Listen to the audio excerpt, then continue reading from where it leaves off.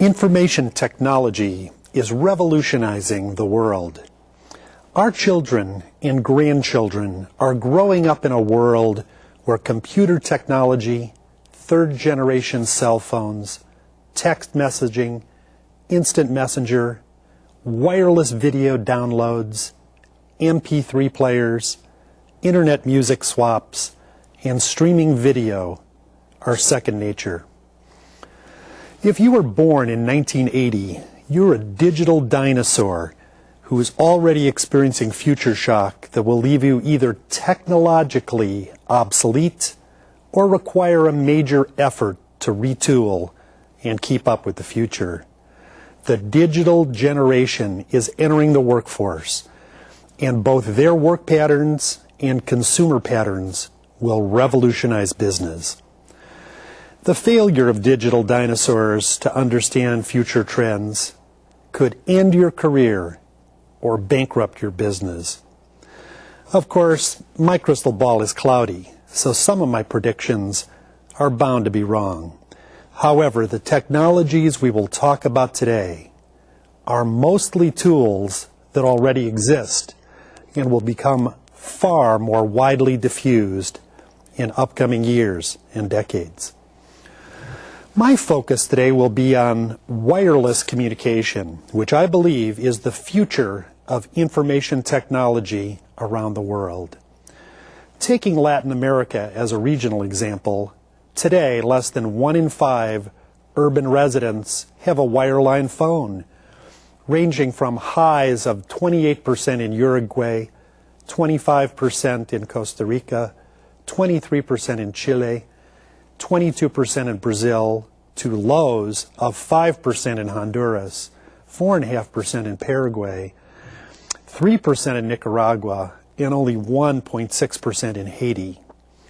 It makes little sense for countries to invest billions of dollars in wireline technologies and robust local loop infrastructures when a cheaper and more efficient solution is available: wireless phones. In Latin America, cell phone subscribers increased by 33% and 21% during the last 2 years respectively, and now include 206 million subscribers this year. Latin America is one of the most rapidly growing areas of the world for mobile and wireless phones. Third-generation cell phones will become ubiquitous. Welcome to the wireless world. Here in San Diego, Qualcomm is producing and licensing technology for third-generation phones that nearly everyone will use in the next decade. Soon, most people in the developing world and virtually everyone in the developed world will own and carry a third generation or a 3G phone. This month, the Netherlands becomes the first country where the number of cell phones registered exceeded the number of people. Now that is ubiquity. Not all new phones are 3G phones with full internet and multimedia capability. Many phones in Latin America are 2.5G phones with substantial applications beyond a traditional cell phone and constituting the forward step to 3G phones with full multimedia capacity. Regions such as Latin America are ideal for adoption of wireless internet on telephone handsets because many people cannot afford a personal computer but are rapidly adopting cell phones. San Diego-based Qualcomm's CDMA2000 was the first 3G technology deployed in Latin America and has become a major platform for growth and innovation in the region. CDMA2000 is providing the transition to next-generation services, providing operators with significant advantages. CDMA2000 was first deployed in Latin America by Vivo in Brazil in December 2002. This month, the first 3G calls in Uruguay were placed via Intel and Huawei technologies. Latin America is also the fastest growing market for many handset providers, including Motorola, Nokia, and Sony Ericsson. All of Latin America is producing record numbers of handsets, especially in Argentina, Brazil, Colombia, Mexico, and Venezuela. The region will make nearly 500 million handsets in the next 6 years.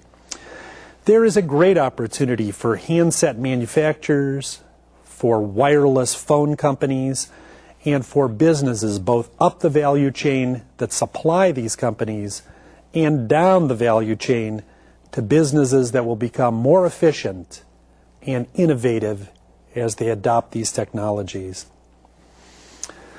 Of course, 2.5 and 3G handsets are far more than mobile telephones. They are small, handheld, multimedia computers capable of everything your desktop computer did a decade ago and more. These handsets represent the convergence that technology experts have been forecasting for years. Whether you call them wireless mini computers or smartphones, 3G handsets represent a confluence of the telephone, the two-way radio, the microprocessor, the camera, the videotape recorder, the television, the phonograph, and the personal computer. What are the applications available for you and your business? Well, your phone is a camera. Most new phones are a third generation or 3G phone which is capable of taking photographs that can be immediately uploaded and sent to any other 3G phone in the world or any email address in a matter of seconds. Recently, digital video technology is also available on many phones. As new chipsets enable higher and higher resolution, these phones will make the camera, videotape, and even motion picture camera obsolete.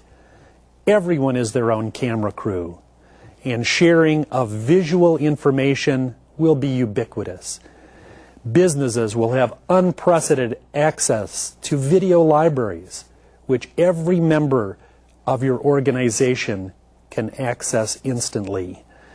You will be able to obtain company logos and images, share video biographies, conduct instantaneous interviews with job applicants, acquire video testimonials and product endorsements, acquire verbal contracts, and get instant video of world events. Finally, you can stream video content from your phone, which is a good option for making or viewing longer clips because the video isn't stored on your phone. Your phone is a computer. Most 3G phones have more computing power and bandwidth than your desktop computer just 5 years ago. Text messaging is commonplace among young people in Europe, Asia, and North America, and is rapidly reshaping business as people send private text messages during meetings to participants and to outsiders. Where voice communication is rude, impossible, or illegal, text messages can be sent instantly and silently. Your phone is an alarm clock. Pity the manufacturers of alarm clocks. Your phone is now a virtual watch and an alarm clock far more reliable than the clock radio or the attendant at the hotel desk. Phones can be programmed to send you reminders to take medication, end meetings, and warn of danger. Indeed, to cope with disasters of all types, from tsunamis and hurricanes to bioterrorist attacks, phones of the future will be equipped with reverse 911 capability, so an emergency message can be simultaneously sent to every subscriber. Your phone is a newsroom. Broadband wireless providers offer online access to news, weather, and sports 24 hours a day. You can check news headlines, baseball or football scores, and weather reports or stock quotations, all from a mobile handset. Your phone is a theater with innovations like media flow, vcast, an unlimited quantity of streamed or clipped video, audio, and multimedia can be downloaded instantly on your phone. You can download, store, and play back videos on your wireless mobile device. You can also tune in to live video feeds using streaming. Already, most television shows in North America and Europe are streamlined to the Internet and to mobile 3G handsets. Your phone monitors transportation. Two-way truck and ship communication systems like Omni-2 allow a trucker and a dispatcher to stay in continuous touch with truckers via satellites around the world.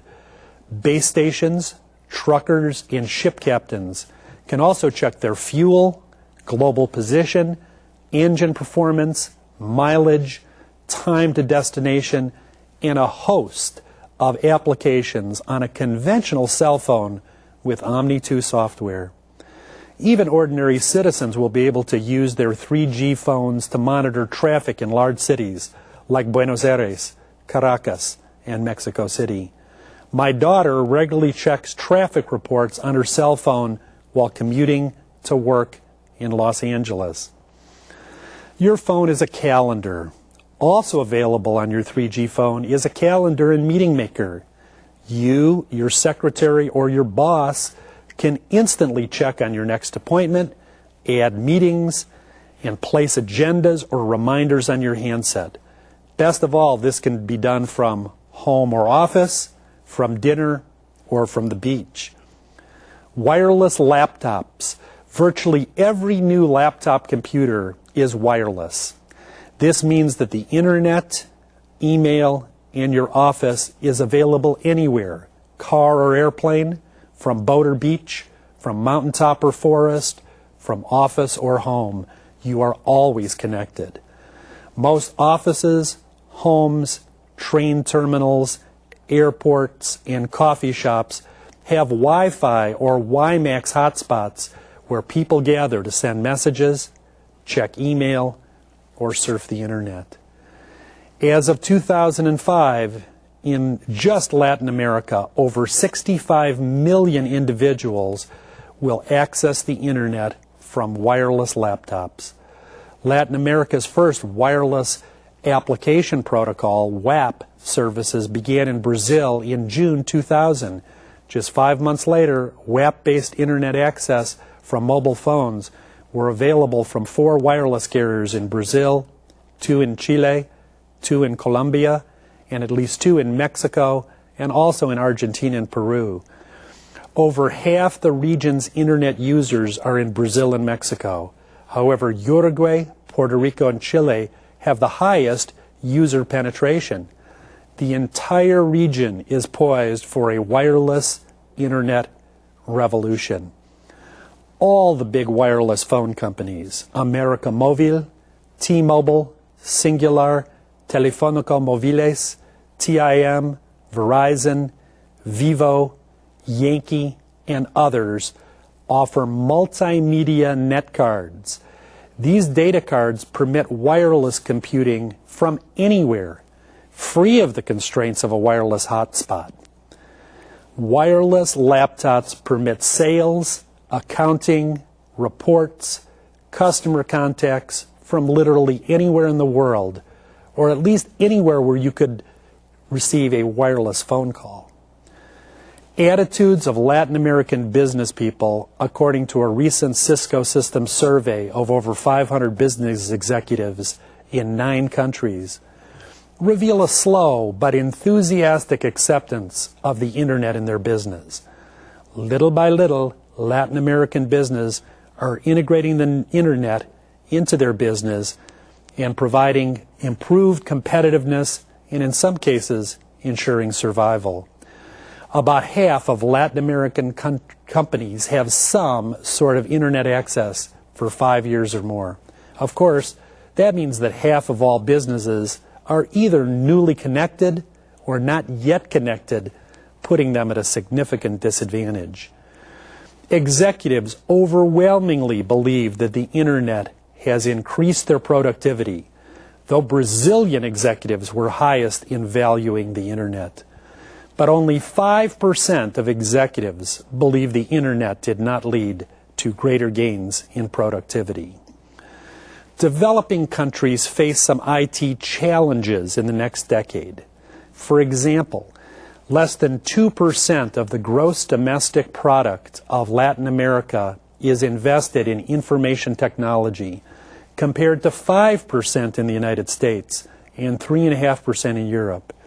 Just half of Latin American companies use the internet to manage their supply chain, and only a third of companies in Latin America use e-learning systems to train their employees. Wireless broadband internet access makes sense for Latin American countries. First, wireless systems do not require vast expenditures of money or laying copper DSL lines, cables, or fiber optic connections under all the cities across several continents.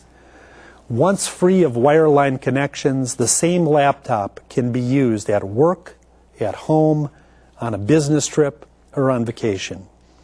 It is widely recognized that such ubiquitous computing improves employee productivity and efficiency.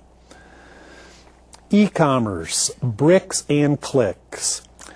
Electronic commerce is rapidly accelerating in developing countries. Once again, as an illustration, in 2005, $84 billion worth of products will be purchased online in Latin America. While e-commerce is constrained by the lack of computers and internet access in Latin America, 3 factors promise great growth. First, the number of handsets with internet access in Latin America will increase dramatically in the region. Shopping from a cell phone will be as easy as going to the market. 3G technology is shaping the future of shopping from Tijuana to Tierra del Fuego. Second, because the internet is literally a World Wide Web, businesses in Latin America should begin to advertise and market their products online to the huge markets in Asia, Europe, and North America. Third, because 80% of e-commerce is business to business, or B2B, not business to consumer, B2C, a huge market is open for B2B commerce with Latin America. Since almost 3/4 of businesses already have internet access and can receive orders online. Marketing agricultural products and minerals, for example, to businesses represents a huge potential market for Central and South American countries. Most successful businesses in the future will be both actual brick and mortar stores and an internet shopping site. The most profitable retail companies in the United States, like Target, Walmart, JCPenney, and Barnes & Noble, all have real stores and virtual online stores. Consumers like to touch the merchandise, try on clothes, and have a convenient place to return merchandise. But shoppers also like the convenience of shopping online, avoiding traffic and crowded parking lots. One obstacle to e-commerce is high shipping charges. This prevents many consumers from purchasing products online. It is actually better to include the charges in the cost of the products and then to offer free shipping. Perhaps most importantly, e-commerce could mitigate environmental problems in huge cities like Bogota, Buenos Aires, Caracas, Mexico City, Rio de Janeiro, and Sao Paulo in Latin America, and Istanbul, Jakarta, Madrid, and Beijing in other continents, where traffic already chokes both the highways and the lungs of urban residents. If even a few % of people would shop online, traffic and air pollution would be mitigated. I've enjoyed sharing a few perspectives on the future of information technology and the impact on our communication in our society, particularly in the developing world, which includes almost 200 of a total of 212 today. The growth statistics and projections on Latin America give us useful quantitative references of this global IT reality, which connect us all like never before in the history of mankind. Since affordable communication is the basis for distance and network collaboration, there is no doubt that we will see this growing modality explode in business, education, government, and civil society. Training and developing competent professionals for coordinating and managing this networked activity should be a priority for organizations seeking to achieve world-class performance. I recommend the adoption of the pioneering principle standards proposed and published by ITC 3 years ago, which are also becoming the basis for their well-known Global Competency Certification offered by San Diego Global University in their website. Muchas gracias, thank you, and good afternoon.